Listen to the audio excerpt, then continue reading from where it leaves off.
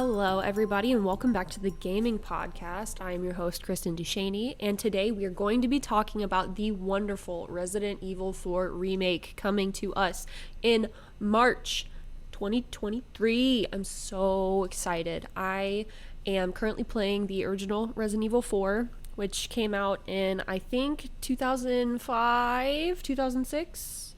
So it's been a long time since the source material for this remake has come out, and a lot of fans are really skeptical about whether this game needs a remake or whether they want a remake, because a lot of people and a lot of forums would say that Resident Evil 4 is one of the most prolific games to ever be created and released.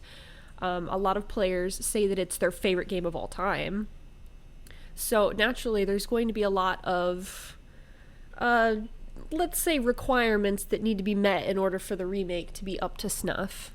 So a lot of people are just not interested. They're not feeling it. But there's a lot of newer generation Resident Evil fans like myself that are so excited for a new game like this in modern graphics, an expansion on the story, what it could be. There's more potential, and I know that the directors of the original game, they struggled a little bit in development, and when they released the original Resident Evil 4, they made note that they couldn't bring all of their ideas to life within the game, and they had regrets about that. So I think that Resident Evil 4 Remake is going to be that reimagining that they wish they could have made back in the mid-2000s, and I couldn't be more excited for it. I understand why people are skeptical. I'm not one of them. Like I said, I'm a new age Resident Evil fan. I started playing with Resident Evil 2 Remake around like 2021 probably. So I don't have the same perspective that everybody else does. I'm somebody I just can't play older games that the controls just suck. Not because like they're bad, but just because they're old, you know? Like classic Resident Evil has tank controls, and I can't fucking stand tank controls. And Resident Evil 4 original still has tank controls, and when I'm playing it, I'm just like, Jesus, I want this. I hate it. Just let me strafe while I point my gun. And the remake is going to be able to make some of those things possible with the RE engine and how they have the newer remakes set up. I'm very excited. And I know that in the recent Resident Evil showcase that happened for 2022, which is where they showed even more footage of the Resident Evil 4 remake, we got more footage than we were even expecting. They showed that Resident Evil Village, which is Resident Evil 8, got a third-person view to the story, which I'm also super excited about because I'm too scared to play Resident Evil 7 and 8 because it's first-person, and I really don't want to deal with somebody chopping my hand off with a chainsaw at the beginning of 7 in first-person. Like, that would give me nightmares. I can't do it. So the fact that they're giving Resident Evil Village a third-person mode makes me really excited because I'll be able to enjoy those games now. So anyway, back on topic, because this is not about Resident Evil 8, although that game's story is wonderful and the characters are wonderful. As somebody who is excited for the 4 remake, there's a lot of stuff that I really hope that they'll change with the story. Now, normally I'm not one for changing source material very much, like if they do a remake or a homage or anything like that. But like I said, the devs already said that there was stuff that they wanted to do with the original that they didn't have time and they didn't have budget for. So with that in mind, there's a lot of stuff from the original 4 that was not expanded upon, which I was disappointed in from the original. I know, God forbid, the best game of all time, I have a fucking gripe about it. The fanboys are gonna come at me with fucking pitchforks, but, you know, I got my own opinion, and that's why I have my own podcast, so y'all can suck it. First of all, one of my favorite Resident Evil characters is Sera, which is one of the research doctors from Resident Evil 4 that caused he like engineered the plagas, which caused the outbreak, and so he's trying to like atone for what he did. And he just, okay, well, forewarning, spoilers are going to show up a little bit in this podcast today. So if you don't want to deal with spoilers, you might want to tune out right now. Right now. Anyway, Louis Sera. So he's trying to atone for the stuff that he did.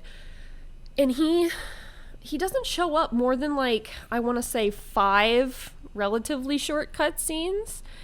And he dies pretty damn quickly. And it's an underwhelming death. Not to mention that fucking Leon's voice actors, like, screams, Louis! Like he's fucking American. No, they're out in Spain. It's Luis. Come on, man. It's kind of funny, though. So his whole death scene was really underwhelming. As somebody who is a Louis Sera stan, somebody who really loves him, it's kind of bad when somebody like me says that, yeah, his death was underwhelming and they really didn't make you care about his character, like, at all.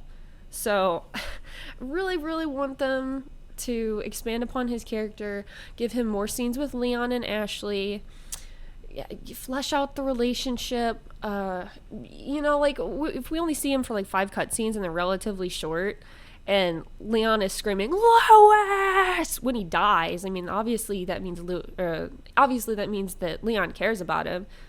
How did he grow to care about him so much when he barely knew him? Or at least it seemed like it from the cutscenes. So I saw his character model in RE4 Remake. Such a sleazy bastard. I fucking love it. He looks amazing. I'm so excited. And I love the new voice cast for him. Oh, so good. And I was just so excited to have him revealed, because in the original reveal trailers they released before the Resident Evil showcase, they just showed a picture of him holding the Red 9 pistol and like his redesigned jacket, because before he had like a white blouse kind of top with a leather, not embroidered, like a leather embossed vest on. So his outfit changed a little bit, and I was like, I need to see what he looks like. Like, they didn't do a face reveal. And for the RE showcase, they did a face reveal, and I was so excited. And they also did a face reveal for Ada, so I'm really excited about that. It's just gonna be so good. I'm just so excited. Luis better have a cooler, like, impact on the story. And if they change some of, like, his story beats, I would be okay with that too, because, like I said, he was really underdeveloped, and it was really unfortunate. Another thing that I would really love for them to change would be how Leon handled being infected with the Plagas, because they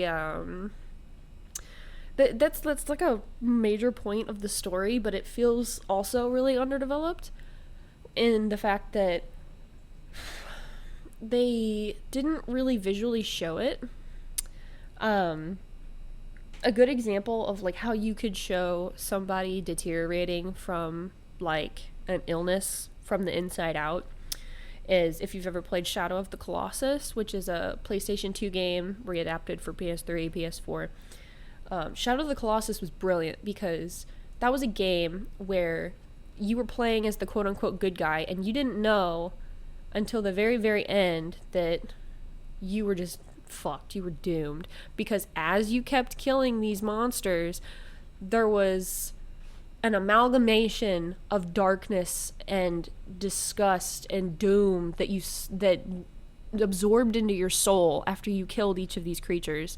And ever so slightly, your body model changed to show these, like, black spider vein looking just monstrosities that showed up because you were enveloping the darkness in you.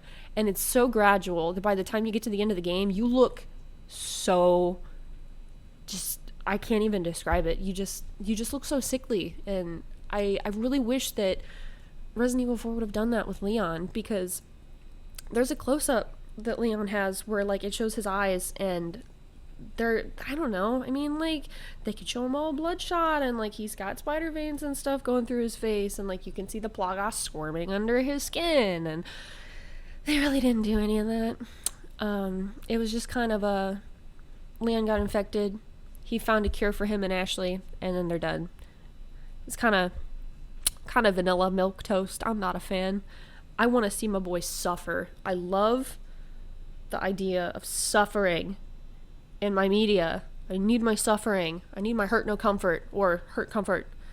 So I want to see like his deterioration from having been infected with the Plagas, and I also want to see a more realistic representation of post-traumatic stress disorder with him, because after the events of Raccoon City and Resident Evil 2 Remake,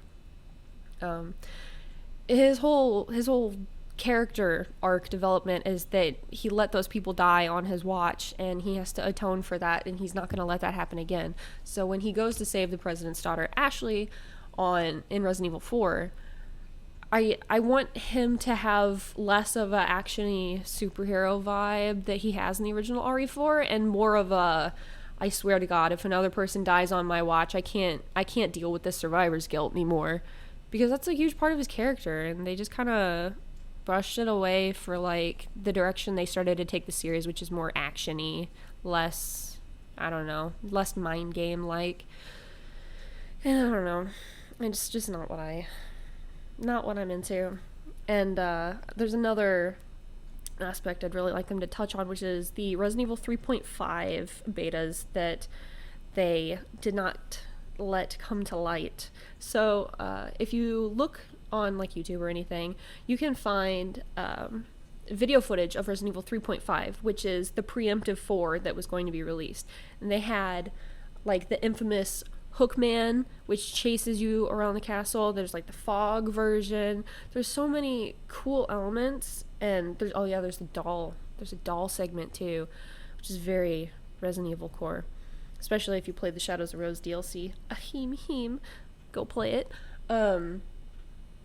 But yeah, there's so many cool unexpanded upon ideas that they could have done, and they just didn't have the time or the budget to do it, and so they got cut. And I really want to see those designs that they pre-drafted and had like gameplay footage of that never got to show up in the game. And I think those are going to show up in the game because they're already referencing in the remake elements from 3.5. So if you go and look at the promotional source material for 3.5, you can see Leon and Ashley's designs. Leon's bomber jacket has huge furry lapels on it, and that obviously did not happen in RE4. His jacket looked completely different. And Ashley has more of like an actual outfit rather than like a cutesy girl prep sweater vibe. Like, I don't know. She has like I get that they're like supposed to say, oh, she's a college student, she's like a prep school kid, and I don't know, man. It was just kind of fan servicey outfit. I didn't like it. I really liked her outfit in the 3.5 beta instead. But for the RE4 Remake, they look like their 3.5 designs. They look so similar, and I think that is a hint that it is going to show those 3.5 elements. Give us a chase sequence with somebody that follows us like the other Resident Evil games. I want a stalker character. I want the Hookman to be in the game.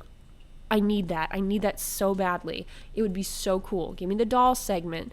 Do whatever you need to do to bring those old ideas back to life. It's just what I want so bad. And I think there's other fans out there that feel the same way, you know? Like, throw us a bone, Capcom. We're already giving you so much money for the Resident Evil franchise. Just give us what we want. But anyway, speaking of giving us what we want, there was a whole debacle after the Resident Evil showcase, because towards the end of it, they announced that pre-orders were going live today, they said. And as somebody who was like, oh my god, I have to go find it. I have to find the pre-order, because there's a special edition one. There's like a collector's edition version that comes with like a statue of Leon, and it comes with a bunch of extra stuff. I was like, well, I have to fucking have it because I need it for my collection, and I have a Leon statue figure collection. He needs to go in there. So I was refreshing the pages of literally any game retailer trying to see if they would go on sale, because it didn't list anywhere where you would buy it, didn't have any links. It just said it goes on pre-order today. So I was just absolutely terrified because I couldn't find anything. And it was like 3 hours of me hitting refresh on like GameStop pages and Best Buy pages, and there was no fruition. So finally there was one GameStop post, and it said shit, I don't remember what exactly it said, but it said like pre-orders unavailable for like the special edition. I'm like, this did not just sell out. There's no fucking way that this just sold out, because I've been spamming refresh on this waiting for it to show up, and you're telling me it's sold out. But I went to Twitter, and Twitter sussed it out, and that's like a common thing that they do for pre-orders, where they put the pre-order page up first and then they let it sit there for a little bit to like let people see that it's there, and then they post their listing for like the stock. It's like they actually open the listing itself. So it just hadn't opened yet. And also, when I was researching on Twitter, there is an account, Wario64, which is a fucking godsend. This guy, I don't know how he does it, but he has like all these insider links that lets you pre-order stuff from like special promotions that only insiders can get. Like people, like it would be like if you worked at Capcom, you have first dibs to get like special edition or something like that. That's just like a hypothetical example. So he posted a link from GameStop, which is, I would assume is like you get the link if you work at GameStop and you get the pre-order first. So there was a link posted for it for you to pre-order the special edition, and he put it on Twitter. And I used it, I opened it, and sure as shit, it was for sale. So I fucking placed that motherfucking order, and I put it in, and I was just, I thought it was like a scam. I've never been through a pre-order process that was like this. I was so sussed out, and it's like, it's legit. Like I checked, I like closed it all out. I copied the reference number, and I went to an incognito GameStop check reference number page, all that stuff, and it showed up, said that it had processed, it didn't get canceled, it's right there. So I instantly followed that Twitter page, Wario64, Godsent. Amazing. I can't believe I was able to get one. Like, I was so nervous that I wouldn't be able to. It was a whole scary debacle, and hopefully other people were able to place pre-orders before they sold out. Hopefully they're not sold out. But even if you don't get the special edition, just pre-order the base RE4 game, like, because you still get benefits. It's gonna be worth it. And you know, when I pre-ordered my special edition, I pre-ordered the PS5 version, the PS5 bundle. I don't know how to tell y'all this, but I don't have a PS5. And a lot of people don't, actually. People are still having problems getting a PS5, and that's just mind-boggling to me. That, you know, it was released around the time of COVID, and then, you know, there's shortages. I understand you can't make stuff. Like, companies can't make a lot of product, especially if it involves, like, electronics. But, like, it's still an issue. And, like, Wario64 will post updates on when a PS5 is for sale. Like it's, like, hot news just to get a PS5. So, I don't know. I just leveled with myself that I'm going to pre-order the PS5 next-gen version of the game. And as my graduation present to myself in the spring, I would buy myself a PS5 however I can get it. So, I don't know. It's just wild. Like, I haven't even talked to my friends to see if any of them own a PS5. I think like a handful of them do. But I don't know. I'm not really a console player. I mostly play on PC, but with Resident Evil 5, hello? With Resident Evil 4 Remake, I'm going to have to get a PS5. It's just the intended way to play it. It's just got to be that way. And the remake on next-gen console is going to look so buttery smooth, so good, so high frame rate, so detailed, so realistic. That's why this remake is needed. That's why it's great, and that's why it's going to be awesome. Not only are we going to get a story that's more elaborate, more what the directors had originally planned for, it's going to be so beautiful on next-gen consoles. We need this remake. We don't need the remake. RE4 didn't really need a remake. Like, a lot of people agree. It was a good game. It was a great game. It didn't need a remake. But why should we care that there's a remake coming out now? Is, the main thing that we need to talk about. Because if life gives you lemons, find a reason to appreciate the lemons and then make your lemonade. So if we're given this RE4 remake, what do we do with it? Like, I mean, we're already getting new content with it. Even if it didn't need to be remade, we get prettier graphics. We get more story. We get next-gen console graphics. We get a new gaming experience because they're going to somewhat change some of the story elements. Like, as a RE fan, why would you be upset that there's a remake of it, Like, I don't know. I'm just so thankful that we're getting Resident Evil content, and then we're getting these remakes of games that are from, like, 2005, 1999, like, old-ass games, to, like, GameCube level, semi-modern, but could use updates because they've still got fucking tank controls. Because there's a huge jump between Resident Evil 4 and Resident Evil 5. Like, gameplay-wise, it's a huge difference, which I think Resident Evil 5 still has tank controls to some degree, but it's not as egregious. But, I don't know. I digress. So, just tell me what you guys think about the remake, Are you excited? Are you not excited? Why are you not excited? Why are you? There's so much great discussion to be had about this game. I'm so unbelievably excited. And I just want to see more footage. I want to see more content. I need to see more of Mr. Leon Scott Kennedy. I need to see more of Ada Wong, more Luis Sera. I need more of this content. And the Resident Evil Showcase really scratched that itch. And I don't think we're going to be really getting any more preview content until the game is actually being released. So, I don't know.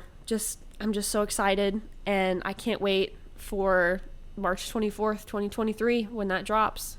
And also, John Wick 4 comes out the same day. So that's going to be fun. I'm going to have a big day that day. Woohoo!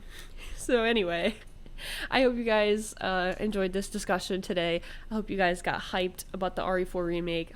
And I just love talking about Resident Evil, and I really hope that this podcast, is entertaining enough to even make you play it if you haven't played it. Like, you might not even know what the hell I'm talking about, but you just are here to vibe, and that's totally fine.